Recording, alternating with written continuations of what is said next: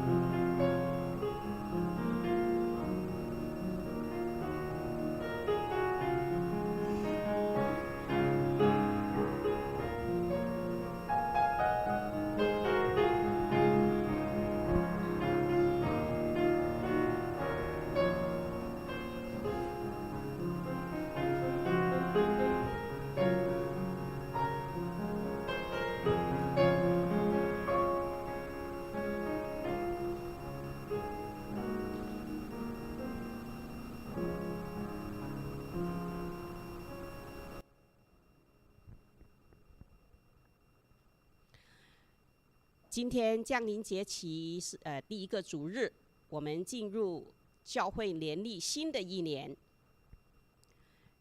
在这为期4个主日的节期里面，就是那个节期是到12月24号的最后一个主日。我们一方面呢回顾耶稣第一次降生的奥秘，另一方面呢盼望他再临。因此，降临节期同时隐含了回顾与盼望、光明与等待的双重意义。欢迎大家参加今天的主日崇拜，感谢林弟兄今天将与我们分享他对上帝话语的领受。在 Zoom 上的弟兄姊妹们，请记得崇拜的时候呢，您需要全程的静音。也感谢今天为圣坛献花的弟兄姊妹有 Lima Manu Ma， 还有雷太太她的女儿 Irene， 还有 Coco 的 family。我们呢将购买圣诞红来布置圣诞节其中的圣坛，并且呢是用来纪念亲友的，欢迎来认购。每盆10块，请向 Mabel 来登记与缴费。12月14号截止。崇拜后呢，我们继续有茶叙与成人主日学，11点到12点，欢迎大家留下来参加。如果你不是在现场的弟兄姊妹们，你可以使用葛牧师寄出的 Zoom 连接来参加。欢迎每一位弟兄姊妹参加今天的团契午餐，免费的。我们的姊妹教会呢，在 Casual Valley UMC 会在12月6号是星期六来的，早上10点到下午的4点。举行节日茶会与精品市集。茶会呢有11点还有1点半2个时段。那茶会的票价呢是每人25块。精品市集呢是免费入场的，请在今天向 Wiki 报名。耶稣基督是圣诞节期的真正主角。我们将会在12月20号星期六上午11点，到保健园为那些孤单的长辈们唱圣诗歌来报佳音。请大家预留时间，还有踊跃参加。如果你有愿意的去参加，请向伊娃报名。我們也會在12月21號舉行聖誕主日聯合崇拜，是上午的10點開始。崇拜後呢，我們會在教會的門口唱聖誕詩歌，向街上的人們報佳音。中午呢，也有慶祝那個聖誕的午餐，是免費的，歡迎大家一起邀請親朋好友一起來和我們分享主耶穌聖誕的喜樂。為了準備足夠的午餐，請在那個報名表，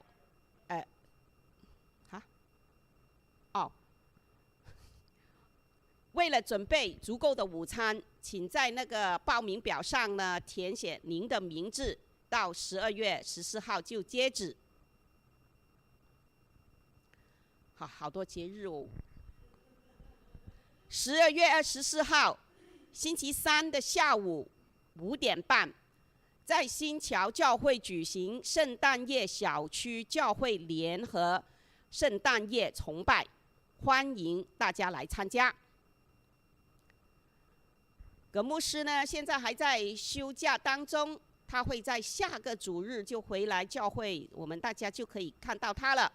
不在這段時間呢，如果要有事情，請與中文堂的事工部主席Yvonne跟 Vicky 聯繫。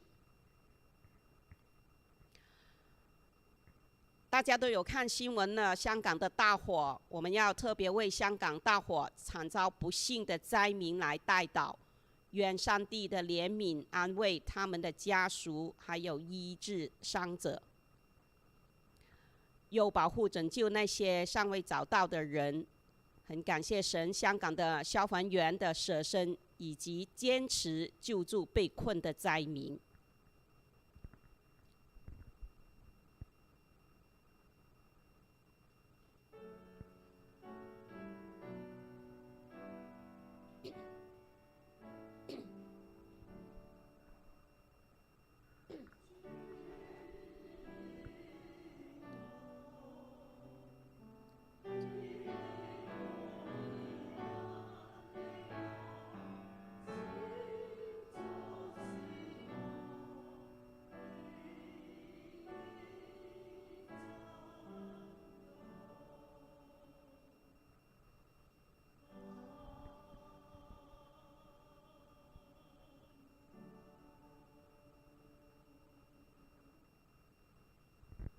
现在是宣教时间，请大家起立，如果您可以的话。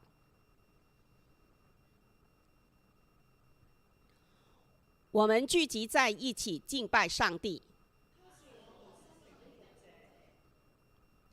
他创造了我们，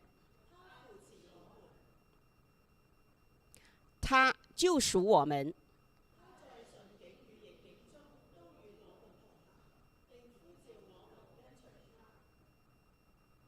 亲爱的弟兄姊妹，这就是我们所信的上帝。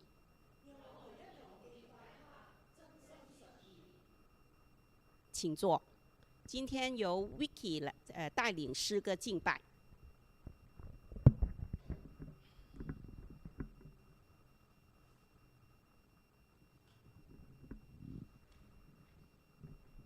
弟兄姊妹平安，弟兄姐妹平安。今日呢係將臨期嘅第一主日，今天是將臨節的第一主日，係一段呢邀請我哋重新等候主嘅時刻，是一段邀請我們重新等候主的時間。到咗年尾，大家都好忙碌嘅。到了年尾呢，大家都很忙碌的，又好壓力嘅日子，日子很有壓力，因為好快會報稅啦。因為很快要報稅了，還有地稅哈。將臨期呢會要提醒我哋，將臨期提醒我們，我哋呢要安靜個心，我們要安靜我們的心，我哋要將焦點放返喺神嘅身上，我們要把焦點放回神的身上。我哋每個人心裏邊都好多唔同嘅重擔，我們每一個人心裏面都有各種不同的重擔，我哋有期待，我們有期待，我哋有感受，我們有感受。不過呢一刻我哋能夠做到嘅呢？但是這一刻我們可以做到的，就係將呢一切交俾神。就是把一切都交給神。我哋乜嘢唔使做，淨係敬拜佢。我們什麼都不要做，單只敬拜他。我哋要帶住渴慕，預備我哋嘅心。讓我們帶着渴慕，還有預備我們的心。我哋用呢一個歌嚟到開始我哋嘅敬拜。我們用這首歌來開始我們的敬拜。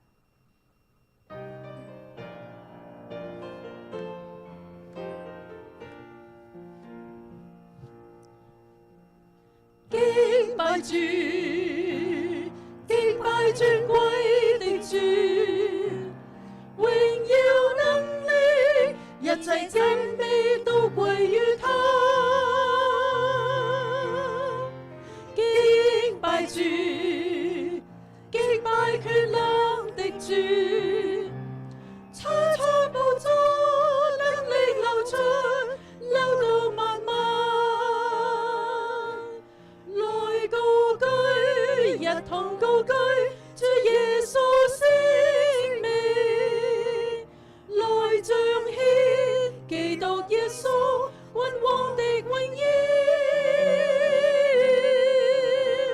敬拜主，敬拜尊貴的主，他親生命今得榮耀，萬王之王。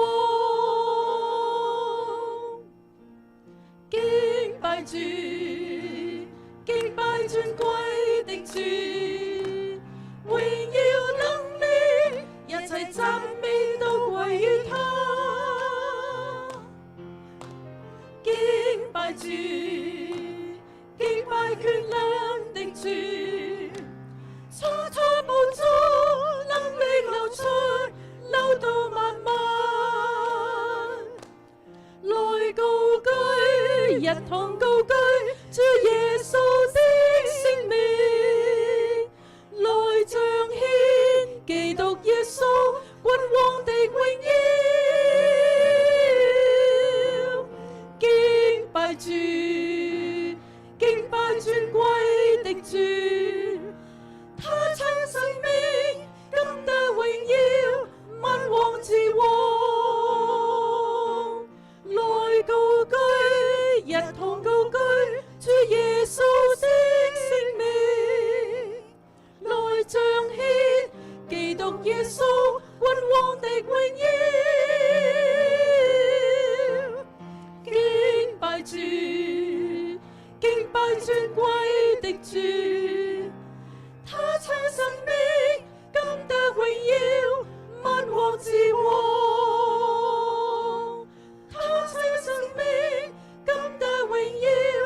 萬王之王，他親生命今得榮耀，萬王之王。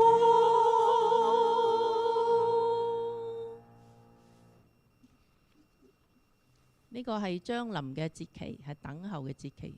這個是將臨的節期，是等候的節期。我亦嚟分享下我等候嘅經驗。我也來分享一下我等候的經驗。7月以來呢，放完暑假我就去揾工。放完暑假7月份的時候，我去找工作。呢幾個月個心情呢，真係又上又落。這幾個月的心情真是又上又落。上網申請好容易啫，交份表。上網申請很容易啊，交一份表格。申請之後呢，好快就收到回應，係拒絕嘅。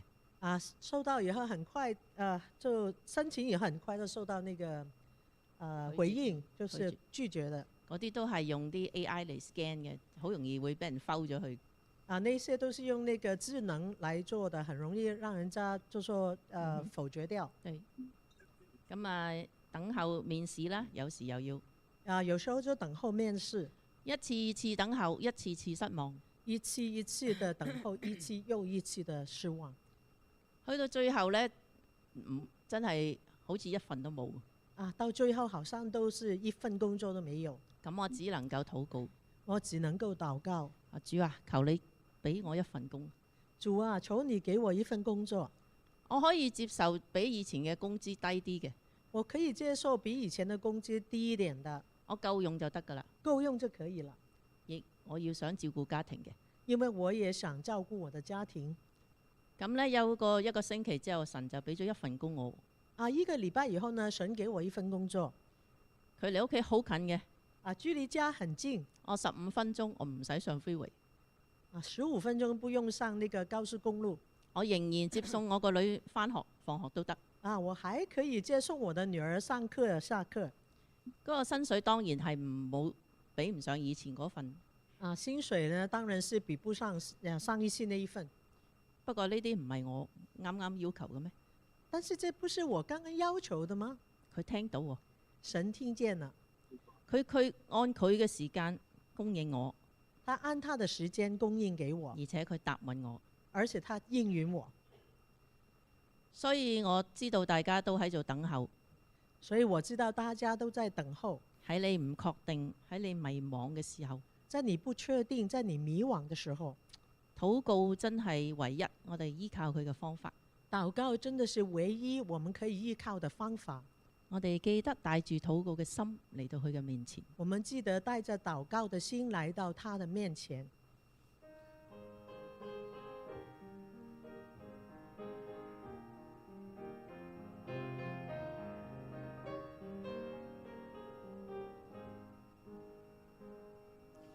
我用禱告來到主面前，我要專心尋求你，放自己專照我的心，專心要歸向你。當我禱告時候，我懇切祈求你，你手所走的超過我心所求。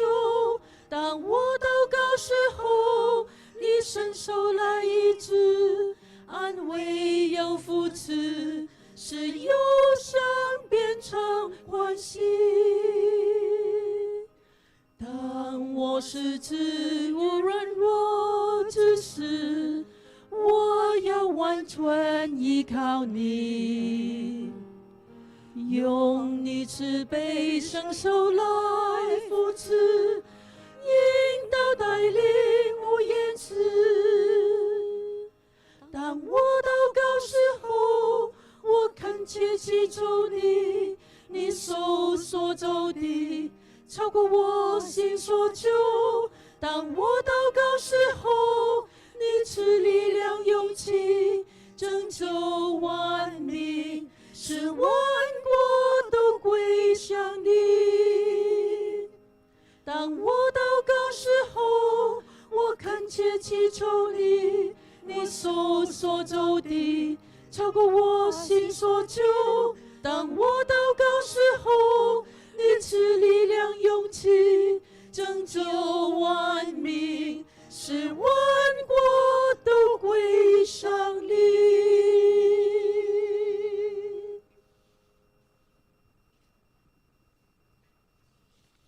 過去呢一年，除咗我要揾工做之外，過去這一年，除了我要找工作以外，我屋企仲有一件好煩嘅事，我家裏還有一件很煩惱的事情，就係要一個非法霸佔咗我哋出租屋嘅人打官司。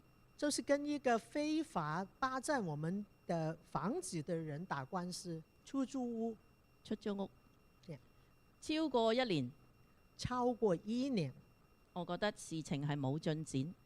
我覺得事情是沒有進展的，好無能為力。真是無能為力。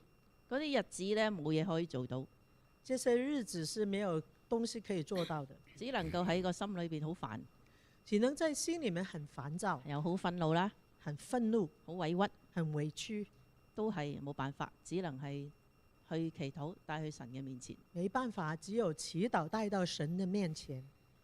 咁我發現環境係冇立刻改變嘅，我發現呢環境沒有立刻的改變，不過係經過每次禱告呢，我就會有多啲力量。但是經過每一次的禱告，我就多一點的力量，有多啲嘅平安，有多一點的平安，有多啲嘅安慰，有多一點的安慰，等我能夠繼續向前跟呢個人繼續鬥。讓我可以繼續的跟這個人鬥。原來我哋嘅力量好有限，原來我們的力量很有限，不過神嘅力量永遠都夠我哋用。但是神的力量永遠夠我們用。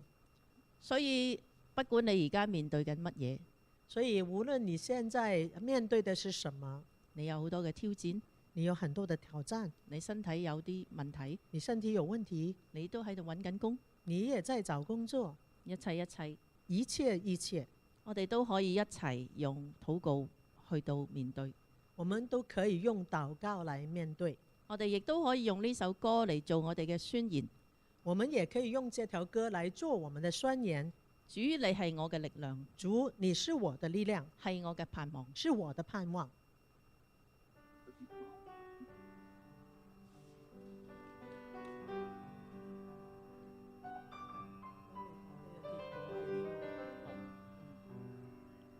我的詩歌，我的拯救，你是我患難中隨時的幫助。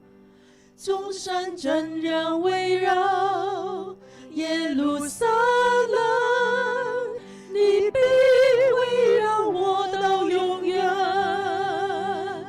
主，你是我力量，主，你是我高台，堅固磐石，我信靠你必不動搖。主，你是我力量，主，你是避難所，我的盼望只在乎你。我的詩歌，我的拯救，你是我患難中隨時的幫助。眾山怎樣圍繞耶路撒冷，你必圍繞我到永遠。主，你是我力量，主，你是我高台，堅固磐石，我信靠你必不動搖。主，你是我力量，主，你是避難所，我的盼望只在乎你。主，你是我力量，主，你是我高台，堅固磐石，我信靠你必不動搖。主，你是我力量，主，你是避難所，我的盼望只在乎你，我的盼望只在乎你。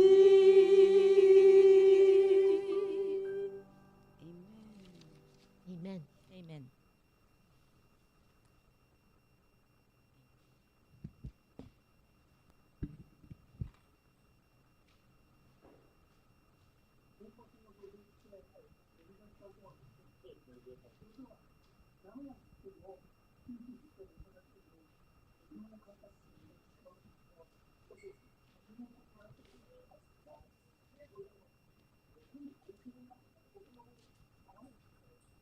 今天我们点燃盼望的蜡烛，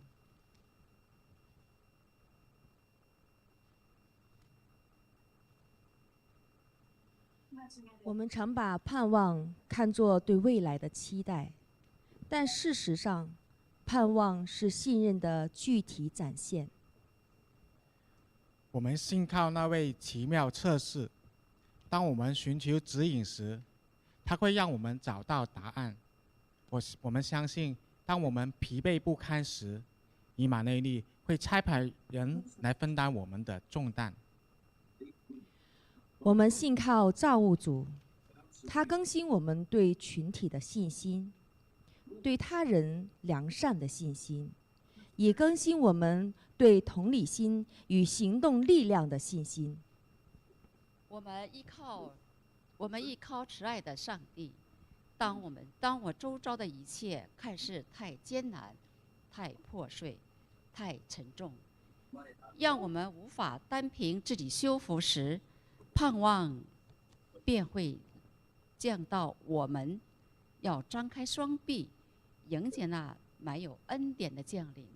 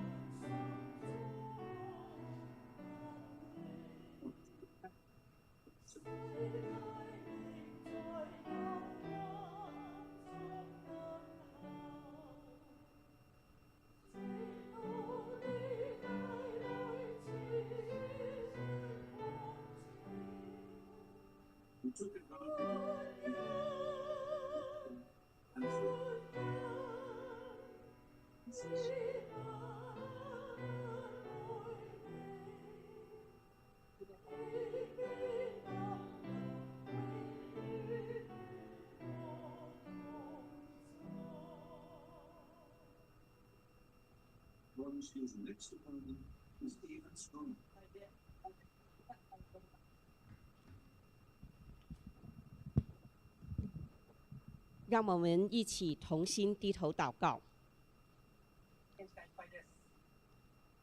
主啊，我们在这将临的季节来到你面前，怀着盼望、安静与期待的心仰望你。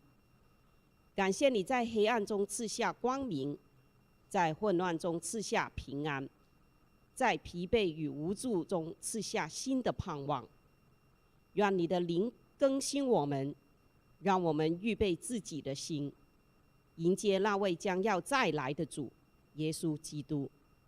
求你的国降临，愿你的光照亮我们行走的道路上，让我们在这降临节的第一主日里重新得力，重新盼望，还有重新的开始。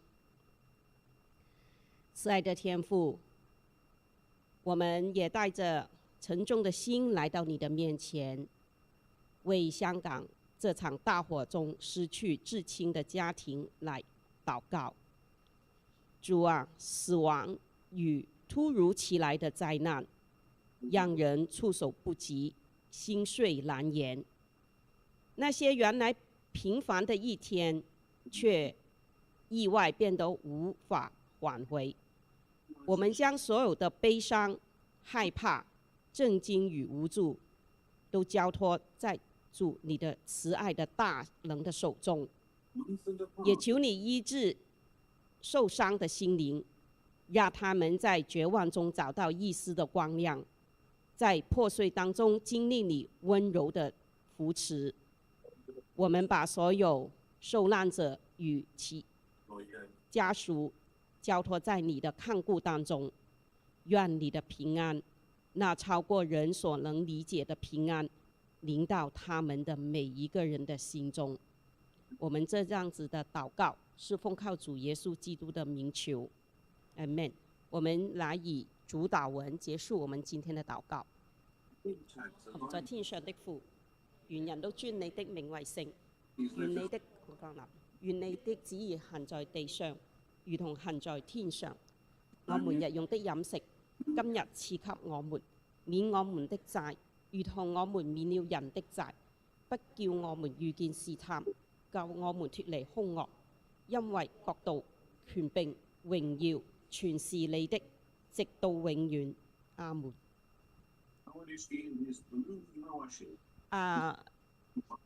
有劉淑輝姊妹，請打開你的麥克風。現在是經文時間。OK。現在係經文時間。耶利米書33章3節。你求告我，我就應允你，並將你所不知道又大又隱秘的事指示你。約翰福音10章27節。我的羊，我的聲音，我認識他們，他們亦跟從我。約翰一書4章1節。親愛的，一切的靈不可都信，總要察驗那些靈係否出於上帝。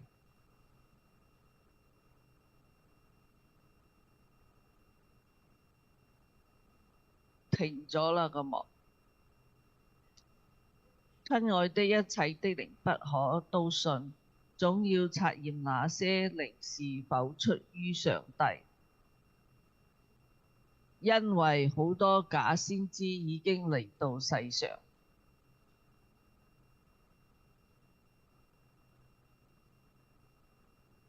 這係上帝嘅話語。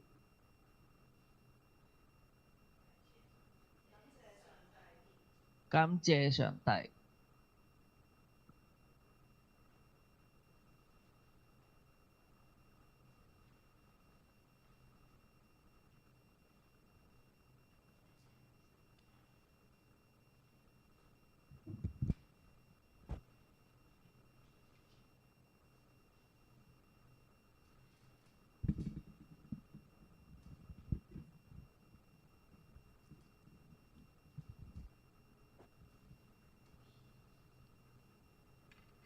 喺一個多月前，在一個多月以前，牧師打電話俾我，牧師打電話給我，佢問我今年聖誕我預備點樣？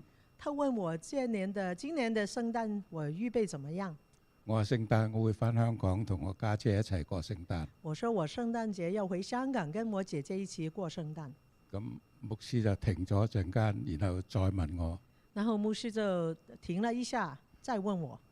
佢話11月最後嗰個禮拜你會喺度嗎？咁。那11月最後呢那個禮拜你在嗎？我話11月我仲喺度，12月先返香港。我說11月份我還在，12月才回香港。好啦，咁你11月最後個禮拜你做講道啦咁。然後他就說：那11月最後的禮拜你來講道。牧師叫到唔敢唔答應。牧師叫到我不能不答應。咁我好啦咁。那我就說好呀。過咗2個禮拜。過了2個禮拜。牧師問我：你嘅講道已經寫好未啊？咁。牧師問我：你的講道稿子寫好了沒？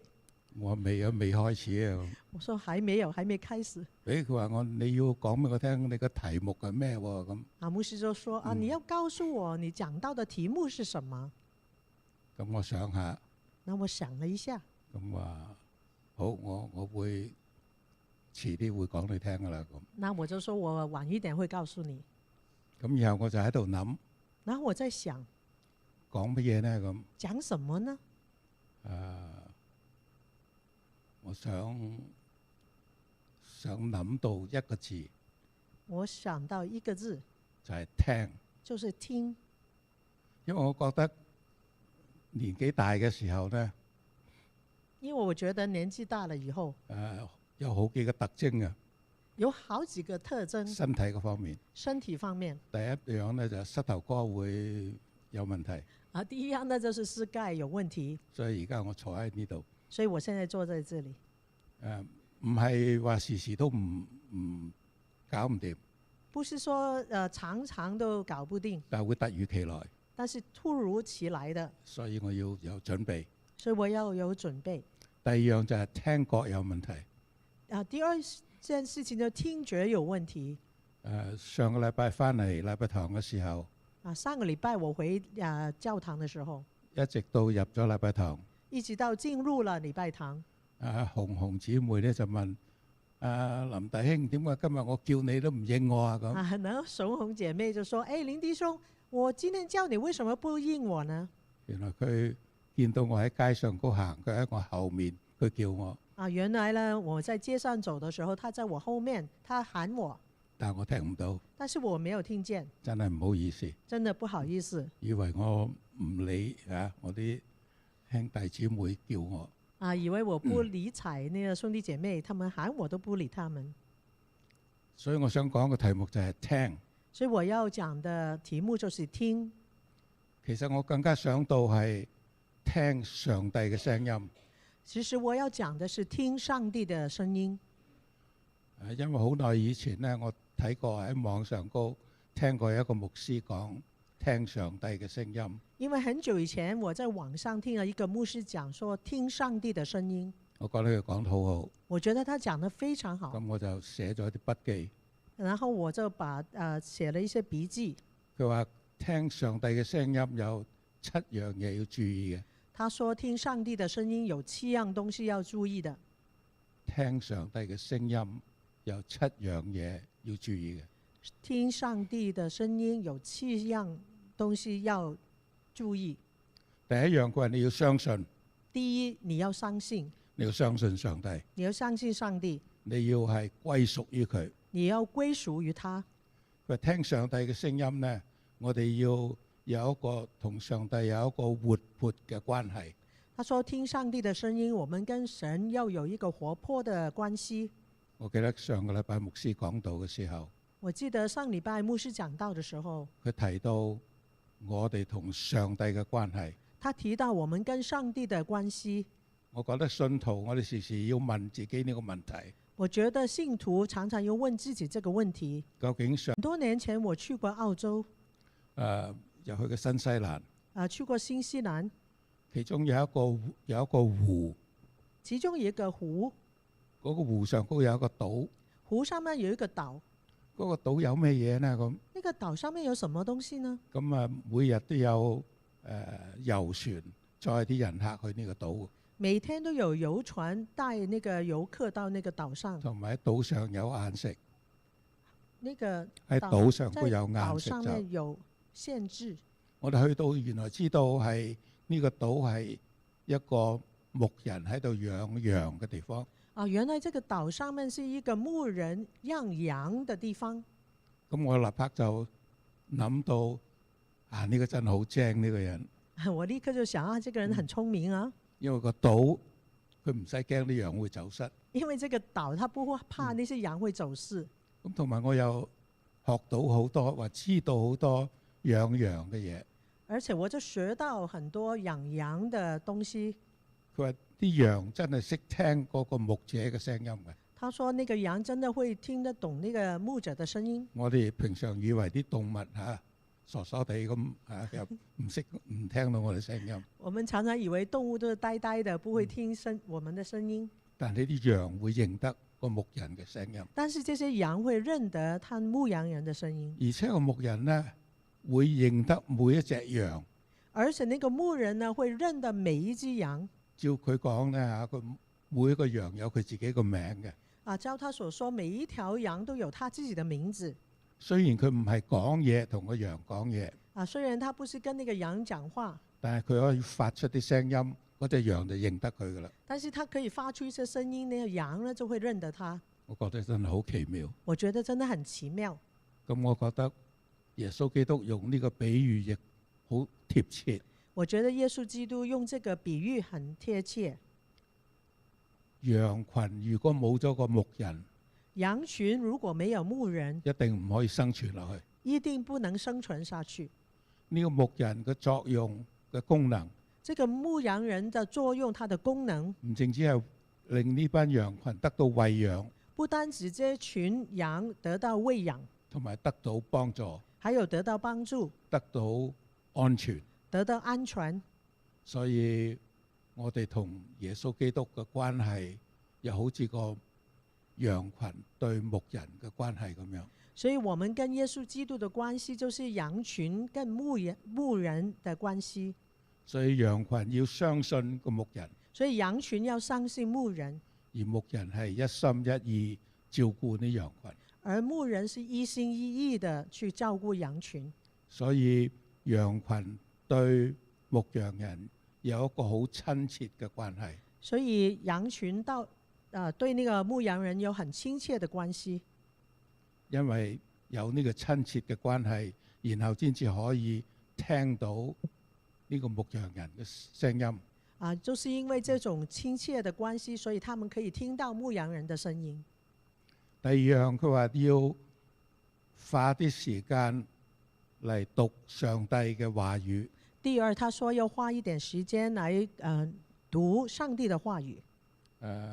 可能唔係一啲時間啊，相當多嘅時間。可能不是一些時間，是相當多的時間。呢個上帝嘅話語就係聖經。上帝的話語就是聖經。聖經係上帝好主要嘅發言嘅工具。聖經是上帝很主要的發言的工具。我哋唔好小睇呢樣嘢。我們不要小看它。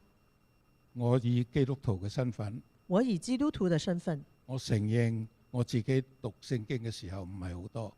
我承認我自己讀聖經的時間不是很多。但係琴晚就好多時間讀聖經。琴晚我就好多時間。但是昨天晚上我用了很多時間去，因為要預備呢篇講文。因為要預備今天的那個。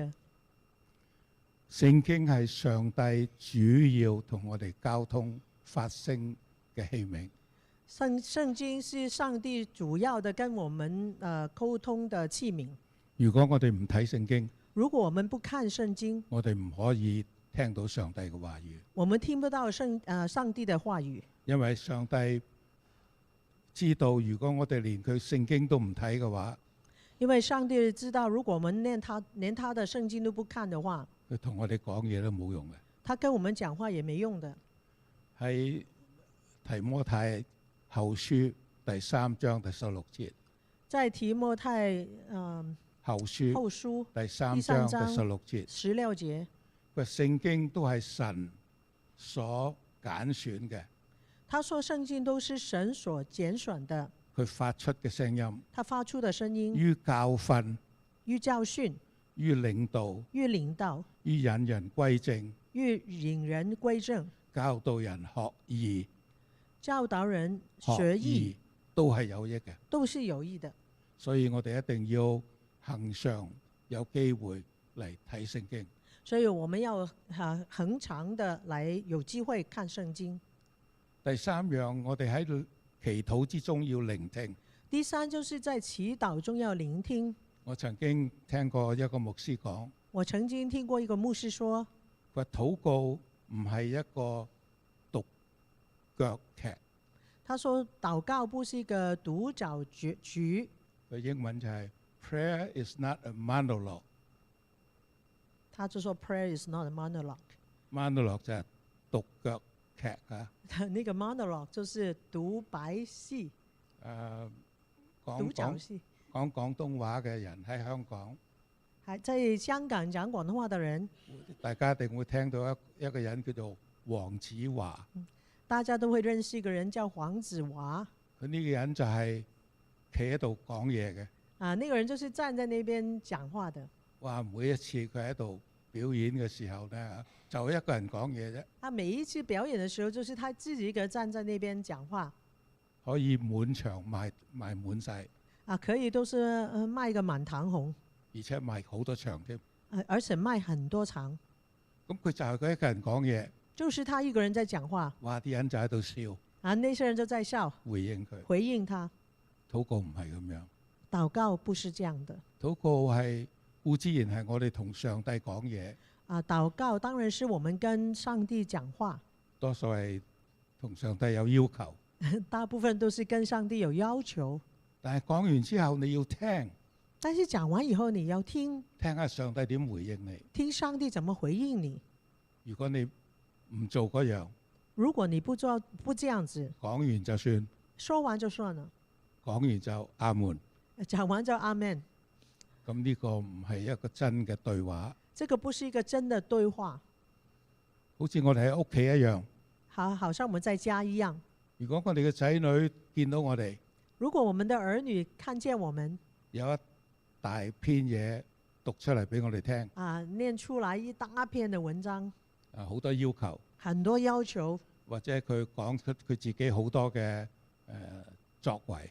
或者是他講了很多他自己的作為。但係講完佢就走人啦。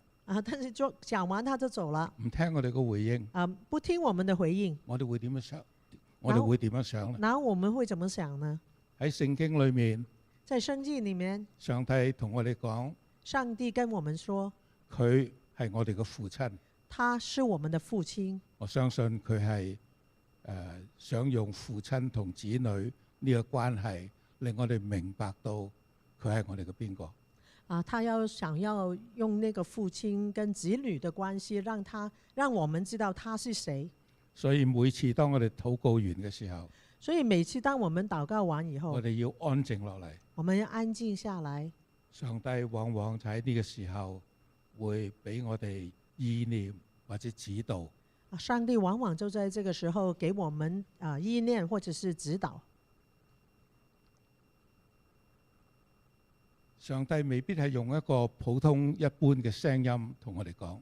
上帝不一定用普通一些聲音來跟我們講話，但係會用一個內心嘅感動。但是會用一個內心的感動，或者可以話靈感，或者是靈感，係將佢嘅想同我哋講嘅話講俾我哋聽。把他要跟我們說的話告訴我們。第四樣係要順從你所知道嘅。第四就是你要順從你知道的。如果上帝同我哋講嘢，如果上帝跟我們講話，俾咗個意念我哋，給我們一個意念，但係我哋唔聽，但是我們不聽，咁我哋點可以繼續話我哋係順服上帝呢？那我們怎麼可以說我們自己是順服上帝呢？聆聽同埋順服係好重要嘅。聆聽跟順服是很重要的。甚至可以話係雙軌嘅。甚至可以說是雙軌的。即係話，如果我哋聽咗之後，我哋要順服。就是說我們要聽完以後要順服。如果我哋聽咗之後，我哋唔順服，如果我們聽了以後不順服，慢慢我哋嘅聽覺就會遲鈍。慢慢我們的聽覺就會遲鈍，甚至可以話聽唔到啦。甚至可以說聽不到了。喺約翰福音第7章17節，在約翰福音第7章17節，佢如果有人係選擇跟從上帝嘅旨意，就說如果有人選擇跟隨上帝的旨意，佢就會尋到知道我嘅俾佢嘅教訓係唔係從上帝而嚟，就可以尋到我給他的教訓是不是從上帝而來。當你嘅行動係表示出你嘅順服，當你的行動表現出你的順服，神就會顯現俾你更多嘅旨意。神就會顯現給你更多的旨意。相反的，如果我係視而不見，聽而不聞，如果我是視而不見，聽而不聞，唔順服上帝嘅旨意，不順服上帝的旨意，我哋嘅聽覺就會越嚟越失聰。我們的聽覺就會失聰。好似我喺街度聽唔到紅紅姊妹叫我咁，好像我在街上聽不到紅紅姐妹叫我一樣。第五，喺聖經嗰度有一句話：寧靜下來，安靜你嘅心。聖經裡面有一句話說：寧靜下來，安靜你的心。上帝往往係用一個細微嘅聲音同我哋講。上帝往往用一個細微的聲音來跟我們說話，唔會係一個喧嘩嘅情形之下對我哋說話。不會在一個喧嘩的情況以下來跟我們說話。喺詩篇第46章第10節，在詩篇46章第10節，佢話休息，你們要休息，要知道我是神。這裏說你們要休息，要知道我是神。每次我睇到呢句經文，每一次我看到這一句經文，我就覺得個翻譯硬係唔得到個要處。往往覺得那個翻譯不得到那個要訣。我覺得係我講嘅係英文翻譯中文嚇。我是說從英文翻中文。英文係 Be still and know that I am God。英文是 Be still and know that I am God。 Be still。 Be still。要靜落嚟，要唔好喐。要靜下來，不要動。我記得喺軍隊嘅時候，我記得在軍隊嘅時候，嗰個軍曹曾經同我哋講過一樣嘢。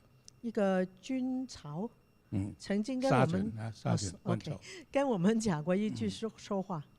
佢話曾經有一隊軍隊喺打仗嘅時候，喺一個曠野嘅地方。曾經有一隊軍隊在一個曠野的地方打仗，突然間敵機嚟，突然之間敵人的飛機來了，佢哋冇地方避，他們沒有地方避，嗰個軍曹就落一個命令，那個軍曹就下了一個命令，立正，立正，英文 attention， 英文就是 attention， 咁於是啲兵個個企到直。每一個兵都是站得直直的，唔敢喐，不敢動。佢哋相信嗰個敵機喺度望落去底下嘅時候，他相信那個敵方的飛機往下望的時候，唔見到有人喺度喐動，不會看見有人在動，或者以為嗰啲企喺度嗰啲人係啲樹木都唔定，可能以為那些不動的東西是樹木，就冇開槍打佢哋。就沒有開槍打他們，冇落炸彈，沒有下炸彈，咁佢哋就避過一劫，所以他們就避開一劫了。我覺得嗰個 be still 嗰個英文中文係話亦休息。那個 be still 中文就是翻譯為休息。真係唔淨止係休息咁簡單，係一個好緊要嘅，真係要安靜落嚟。不是就是休息這麼簡單，真要的是安靜下來，要專心聽要專心的聽，咁嘅意思。這個意思。喺列王記上19章12節，在列王記上19章12節，佢話地震動之後有火，他說地震動以後有火，耶和華也不在火中。耶和華也不在火中。火後有細微嘅聲音，火後有細微的聲音，然後聽到呢個細微嘅聲音就係上帝嘅話語。然後聽到那個細微的聲音就是上帝的聲音。所以我哋聽上帝嘅話語，所以我們聽上帝的話語，我哋要靜落嚟，我們要靜下來，要用心聽，要用心來聽。因為往往上帝唔會大聲喝我哋，因為往往上帝不會大聲的恐嚇我們，我哋只要細聲專心嚟聽。我們要小聲專心的來聽。我哋要默想聖經嘅話語，我們要默想聖經的話語，要將一切嘅煩擾拎開，要把一切的煩擾拿開，要幫助我哋自己聆聽上帝細小嘅聲音。要幫助我們聆聽上帝細微的聲音。第5點係保持教會喺教會裏面嘅團契生活。第6點啦，嗬。係第六點。是保持教會裡面團契的身份。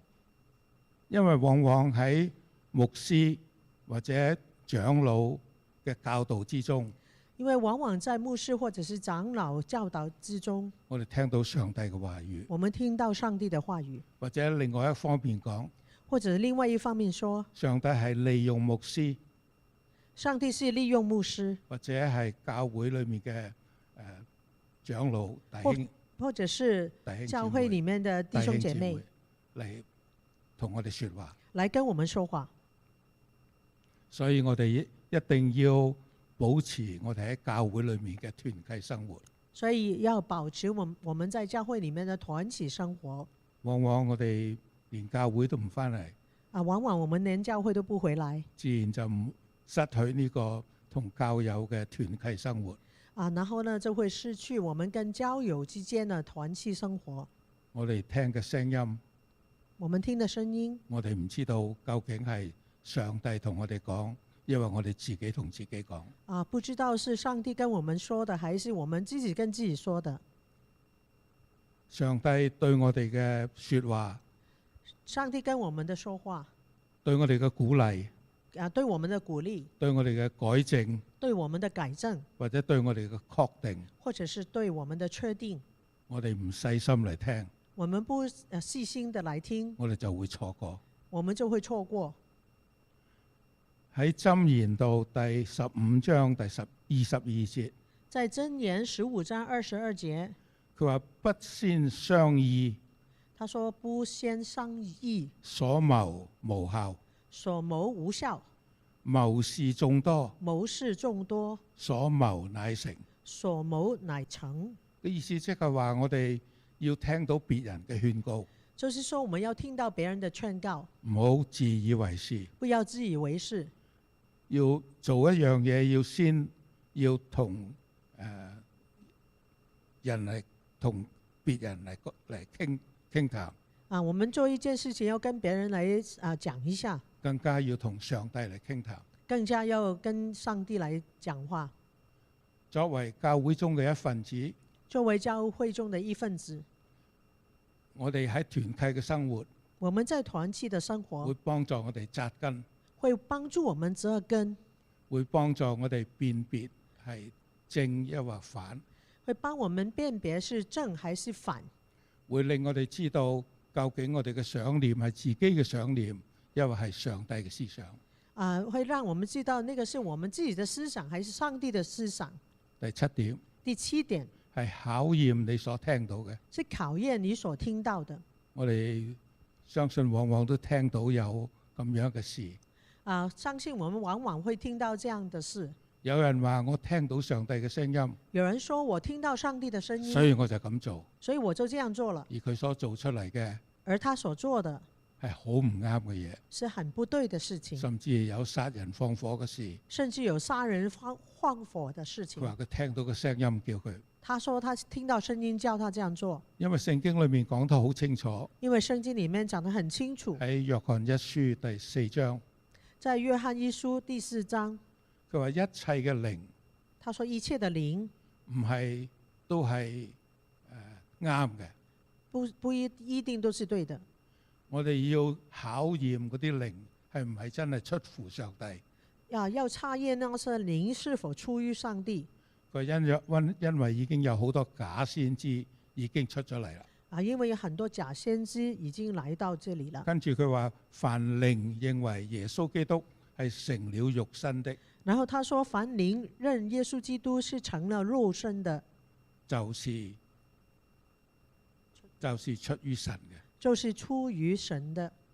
所以我哋要問，所以我哋要問，所以我們要問呢件事係唔係符合聖經嘅教導呢？這件事情是不是符合聖經的教導？或者呢件事會唔會領導我哋去到平安、去到愛，或者係去到公義呢？這個事情會不會引導我們去那個平安、愛，或者是公義？呢件事係唔係會榮耀上帝嘅呢？這件事情會不會榮耀上帝？若果都啱嘅，如果都是符合的，我話好可能呢個就係上帝嘅意念。很可能這個就是上帝的意念。咁我今日所分享嘅就係咁多。我今天所分享的就是這麼多。我想大家同我一齊禱告。請大家一同跟我禱告。上帝啊，教導我去聆聽你嘅話語。上帝啊，教導我們去聆聽你的話語。安靜我嘅心。安靜我的心。打開我個腦。打開我的腦。令我可以專注你嘅聲音。讓我專注你的聲音。幫助我去渴慕你嘅聖經。幫助我渴慕你的聖經。你嘅話語。你的話語。能夠快速咁順服。能快速的順服。同你每日緊緊同行。與你每天緊緊同行。當你嘅話語，當你說話嘅時候。當你說話的時候。俾我用信心嚟回應。給我信心來回應。當你係沉默嘅時候。當你沉默的時候。讓我有耐心嚟等待。讓我有耐心等候。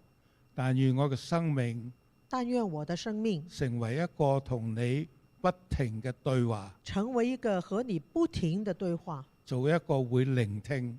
做一個會聆聽。會追隨。會追隨。會榮耀你名嘅信徒。會榮耀你名的信徒。阿們。阿們。感謝 Leo。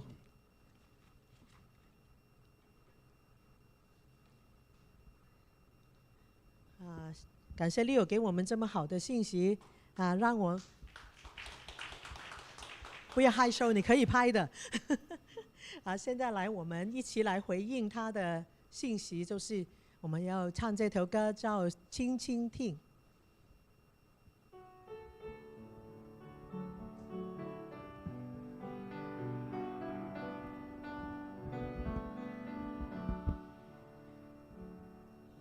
輕輕聽，我要輕輕聽，我要側耳聽我主聲音。輕輕聽，他在輕輕聽，我的牧人認得我聲音。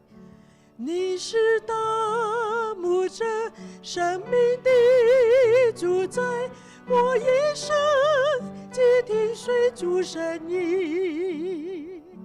你是大牧者，生命的主宰，我的牧人認得我聲音。輕輕聽，我要輕輕聽，我要側耳聽我主聲音。輕輕聽，他在輕輕聽，我的牧人，认得我声音。你是大牧者，生命的主宰，我一生既听随主声音。你是大牧者，生命的主宰，我的牧人，认得我声音。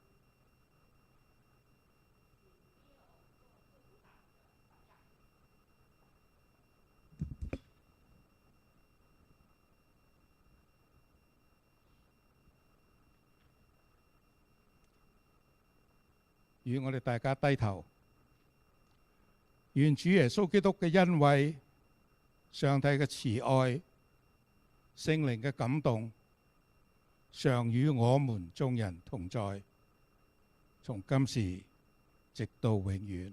阿門。